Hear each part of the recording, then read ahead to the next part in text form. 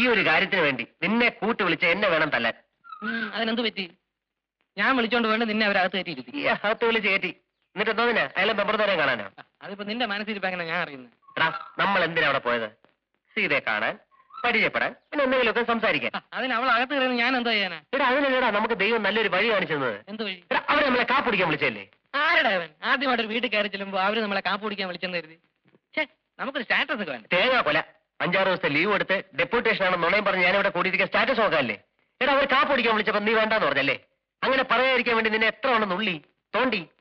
കൊശവന് വല്ലതും മനസ്സിലായിട്ട് വേണ്ടേ?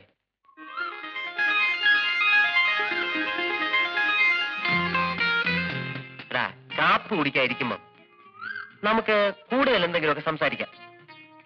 ഇടയ്ക്കൊരു കപ്പ് കാപ്പി കൊണ്ട് തരാനെങ്കിലും സീത വരും. ഫോർമാലിറ്റിക്ക് വേണ്ടി 1-2 വാക്കെങ്കിലും പറയും.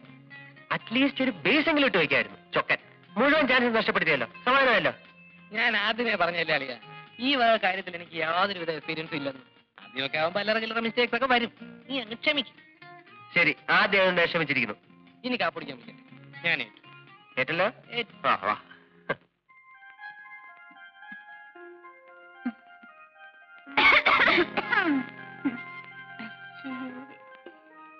ഈ വാതിലൊന്നും അടച്ചിട്ടായിരുന്നെങ്കിലേ ബാക്കിയുള്ളവർക്ക് ഇതൊന്നും കാണണ്ടായിരുന്നല്ലോ. കോഴ്സ് ഒന്ന് കഴിയട്ടെ, നിനക്കൊരാൾ വരുമല്ലോ. അപ്പൊ ഇത് ഓരോന്നിനും ഞങ്ങൾ പകരം ചോദിക്കും അല്ലേ ധർമ്മലേ? പിന്നെ ഇവിടുത്തെ കാര്യപരിപാടികൾ കഴിഞ്ഞില്ലെങ്കിൽ ഞാൻ മാറിയിക്കാം. പോവണേ അവിടുന്ന്. സേതൂട്ടം പോകുമ്പോ ഞാനും ഉണ്ട് കൂടെ. ടൗൺ വരെ സുശീലയുടെ വീട് വരെ ഒന്ന് പോകണം. പിന്നെ നിനക്ക് എഴുന്നള്ളാനുള്ളിടത്തൊക്കെ പറവപ്പിച്ച് നടക്കലല്ല എനിക്ക് ജോലി. എനിക്ക് 10 മണിക്ക് മുമ്പ് ബാങ്കിലെത്തേണ്ടതാ. അതിനിപ്പോ മണി 9:30 ആയുള്ളൂ. പോകുന്ന വഴിക്കൊന്ന് ഡ്രോപ്പ് ചെയ്തൂടെ? ഓ, അപ്പോഴേക്ക് എത്തിയല്ലോ. അനിയത്തിയെ സപ്പോർട്ട് ചെയ്യാൻ അവൾക്ക് വേണ്ടി പറയാൻ നമ്മളല്ലാതെ പിന്നെ ആരാ ചെയ്തോട്ടെ? സമ്മതിച്ചേ. ഇതേ നീ കാറിലോട്ട് കയറിക്കോ, എവിടെ വേണമെങ്കിലും കൊണ്ടുവിടാം. എന്താ പോരെ?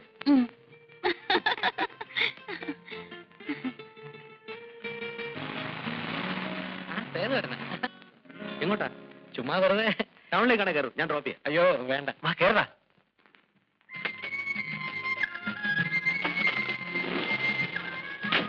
കണ്ടത് നന്നായി. ഇവിടെ ഓട്ടോറിക്ഷ കിട്ടാൻ വലിയ പാടാണ്. സിറ്റിയിലാണെങ്കിൽ അതൊരു പ്രശ്നമേ അല്ല. ഇതിന്റെ അപ്പോൾസ്റ്ററി നന്നായിരിക്കുന്നു. കോയമ്പത്തൂരായിരിക്കും ജയിച്ചത്. ഇവിടെ തന്നെ. ചെയ്തേട്ടാ, ഇതേത് മോഡലാ? 72. അയ്യോ കണ്ടാ തോന്നത്തില്ല. ഞാൻ വിചാരിച്ചു 79-80 ആയിരിക്കുന്ന. ഇതെവിടേക്കാ? ചേട്ടാ, ആ ജംഗ്ഷനിൽ നിർത്തുന്നു. സുശീലിന്റെ വീട്ടിലേക്കല്ലേ പോകേണ്ടത്? അവള് ചിലപ്പോ വീട്ടിലുണ്ടാവില്ല. ഇവിടെ ലീലയുടെ വീട്. ഇവിടെ നിന്ന് വിളിച്ചു ചോദിച്ചു. ഉണ്ടെങ്കിൽ ഞങ്ങൾ ഒരുമിച്ച് പോയിക്കോളാം.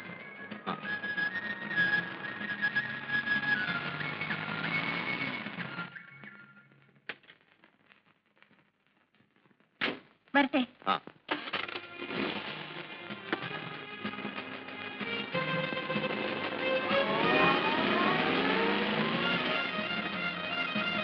ചെയ്തേട്ടാ, ബാങ്കിലേക്ക് പോകുന്ന വഴിയായതുകൊണ്ട് ടൗണിൽ തന്നെ ഡ്രോപ്പ് ചെയ്യണമെന്നില്ല.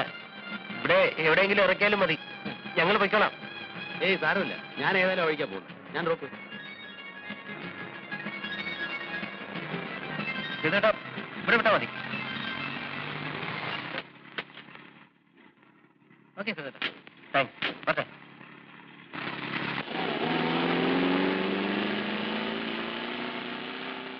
ഇനി ഈ കണ്ട ദൂരം മുഴുവൻ തിരിച്ചു നടക്കണമല്ലോ. അനുഭവിച്ചാടാ ചൊക്ക. ഒരു കാര്യം, ഇപ്പോഴത്തെ കോൺഗ്രസ് എന്ത് കോൺഗ്രസാ? പണ്ട് സൂക്ഷ്മമായി പറഞ്ഞാല് 1945-ലാണ് സ്വാതന്ത്ര്യ സമരം അങ്ങനെ കൊടുമ്പിരി കൊണ്ട് നിൽക്കുന്ന കാലം. അന്ന് ഈ നിൽക്കുന്ന സേതു ഒന്നും ഇല്ല. കേട്ടോ നായരെ, നമ്മുടെ TK-യും അനന്തസുബ്രഹ്മണ്യരും ചേർന്ന് നിർബന്ധിച്ചിട്ടാണ് എന്നെ കോൺഗ്രസ് ചേർത്തത്. ഞാനന്ന് സിംഗപ്പൂരിലായിരുന്നുകൊണ്ട് ഇവിടുത്തെ പൊളിറ്റിക്കൽ സ്ട്രഗിളിനെ പറ്റി നേരിട്ടുള്ള അനുഭവമില്ല. എന്റെ പത്മനാഭൻ നായരെ, അതൊരു കാലമായിരുന്നു. ആവേശം അങ്ങനെ അങ്ങ് നിറഞ്ഞിരിക്കല്ലേ. ആരോടാ കളിക്കുന്നേ? സാഹിബിനോടാ. തന്നേക്കാ വലിയ ശത്രുവിനെ നേരിടുമ്പോഴുള്ള ആ ഒരു വീര്യം ഉണ്ടല്ലോ, അതൊന്നും വേറെ തന്നെയാണ്.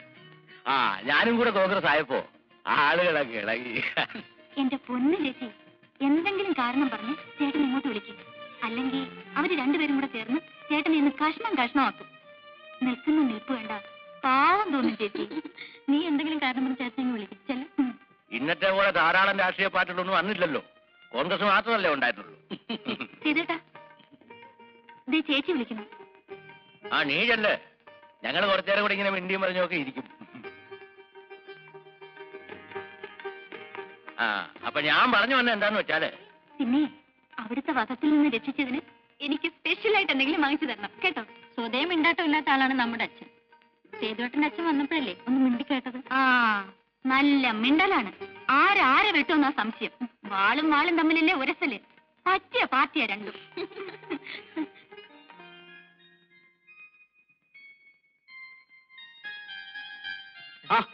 ഹലോ പിന്നെ എന്തൊക്കെയുണ്ട് വിശേഷം? അല്ല, ഞങ്ങൾ വന്നത് ഞങ്ങൾക്ക് അത്യാവശ്യമായിട്ട് ടൗൺ വരെ ഒന്ന് പോകണം. അപ്പൊ സേതുവേട്ടൻ ബാങ്കിൽ പോകുമ്പോ കൂടെ വന്നാ ഒരു ഫ്രീ ലിഫ്റ്റ് കിട്ടുമല്ലോ എന്ന് വിചാരിച്ചു.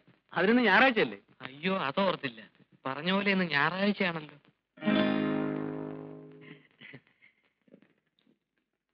ബാക്കിയുള്ളവരൊക്കെ എവിടെ? മോൾ ഉറക്കമാണ്. നിർമ്മലാപ്പുറത്ത് കാണും. സീത രാവിലെ അമ്പലത്തിൽ പോയി. ആ വരുന്ന വഴി ഹരിയുടെ വീട്ടിൽ കയറുമെന്നാ പറഞ്ഞത്. നിർമ്മലേ, ദാ ഹരിയും ഫ്രണ്ടും വന്നിരിക്കുന്നു. കാപ്പി എടുക്കും. കാപ്പി അതിനെന്താ കുടിക്കാം? കഴിഞ്ഞ തവണ കാപ്പ് കുടിക്കാൻ വിളിച്ചിട്ട് നിൽക്കാൻ പറ്റിയില്ല. തിരക്കുകൊണ്ടാണെങ്കിൽ നന്ദുവിന് അത് വലിയ ഫീലിംഗ് ആയിപ്പോയി. അതുകൊണ്ട് ഇന്ന് ഏതായാലും കാപ്പ് കുടിച്ചിട്ടേ പോകുന്നുള്ളൂ. ഏതായാലും നിങ്ങൾ ഇന്ന് വന്നത് നന്നായി. ഞായറാഴ്ച ആയതുകൊണ്ട് ഞാൻ പ്രത്യേകിച്ച് ജോലിയൊന്നും ഇല്ലാതിരിക്കുക. നമുക്ക് എന്തെങ്കിലുമൊക്കെ സംസാരിച്ചോണ്ടിരിക്കാം. അയ്യോ അതല്ല, കാപ്പി പിന്നീട് ഒരിക്കലാവാം. എനിക്ക് അത്യാവശ്യമായിട്ട് ടൗൺ വരെ ഒന്ന് പോയേ പറ്റൂ. എടാ, അതിനൊന്നും ഞായറാഴ്ചയല്ലേ? അയ്യോ എന്നാലും പോണം. അത്ര അത്യാവശ്യമുള്ളതുകൊണ്ടാ. ഹരി ഒരു കാര്യം ചെയ്യ്, നീ സംസാരിച്ച് കാപ്പുടിയൊക്കെ കഴിഞ്ഞ് സാവകാശം വാ. അപ്പോഴേക്കും ഞാൻ പോയിട്ട് വരാം. പറ്റേട്ടാ.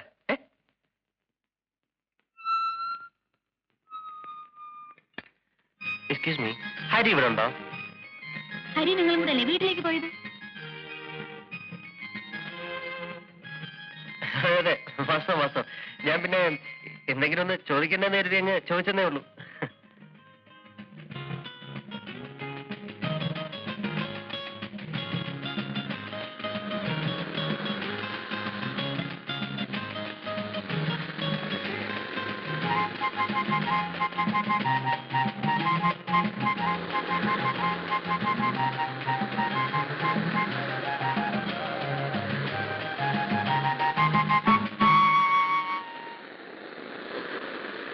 മിസ്റ്റർ, നിങ്ങൾക്ക് വേറെ ഒരു ജോലിയില്ലേ? പിന്നെ കമ്പനി നല്ല ഫസ്റ്റ് ക്ലാസ് ജോലിയുണ്ട്. 10,000-2,000 രൂപ ശമ്പളവും കിട്ടും. നാണമില്ലാതെ എന്തിനാ ഇങ്ങനെ നിങ്ങൾ എന്റെ പുറകെ നടക്കുന്നത്? ഇത്രയും നാളായിട്ട് നിങ്ങൾക്ക് നിർത്താറായില്ലേ? ഇത്രയും നാളായിട്ടും ഞാൻ ഈ പഠിച്ച പണി മുഴുവനും നോക്കിയിട്ടും എന്നെ മൈൻഡ് ചെയ്യാതുള്ള സീതയുടെ ഈ സ്റ്റൈൽ ഉണ്ടല്ലോ, അതാണ് എന്നെ കൂടുതൽ ആകർഷിച്ചത്. സത്യം. ഓരോ തവണ ഞാൻ അപ്രോച്ച് ചെയ്യുമ്പോഴും സീത എന്നെ ഇഗ്നോർ ചെയ്യുന്നു. The more I like. നിരസിക്കും തോറും എനിക്കിഷ്ടം കൂടുക. സത്യം പറഞ്ഞ എനിക്ക് സീതയെ കല്യാണം കഴിക്കണം എന്നവരെ ആഗ്രഹമുണ്ട്. വെറുതെ തോന്നിയാസം പറ്റത് കണ്ടോ, ഇപ്പൊ തന്നെ എനിക്ക് കല്യാണം കഴിക്കണം എന്ന് പറഞ്ഞു സീത ചോദിച്ചു. ഇതാണ് എനിക്കിഷ്ടം. അല്ലാതെ ഇത് കേട്ട ഉടനെ നാണിച്ച് തലതാഴ്ത്തി അച്ഛനോട് ചോദിക്കൂ എന്ന് പറയുന്ന അലവലാദികൾ ആർക്ക് വേണം? എതിർക്കൂ. അതാണ് എനിക്ക് സന്തോഷം. I really mean it Sita. എനിക്ക് സീത ഇഷ്ടമാണ്. I love U.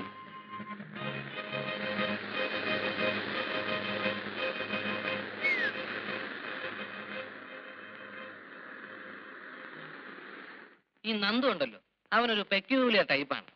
അങ്ങനെ ആൾക്കാരുമായിട്ട് അടുക്കത്തില്ല. അടുത്താലോ ഭയങ്കര അറ്റാച്ച്മെന്റും ആയിരിക്കും. ധാരാളം സ്വത്തും പ്രതാപവും ഒക്കെ ഉള്ള തറവാട്ടി ജനിച്ചതല്ലേ, അതിന്റെ ഒരു ഗുണം കാണാതിരിക്കുവോ? സ്വഭാവം എന്ന് പറഞ്ഞാലോ, മഷിയിട്ട് നോക്കിയാൽ കാണില്ല ഇങ്ങനെ ഒരാളിനെ. സിഗരറ്റ് വലിക്കില്ല, സ്മാളടിക്കില്ല, എന്തിന് യാതൊരുവിധ ചീത്ത സ്വഭാവങ്ങളും ഇല്ല.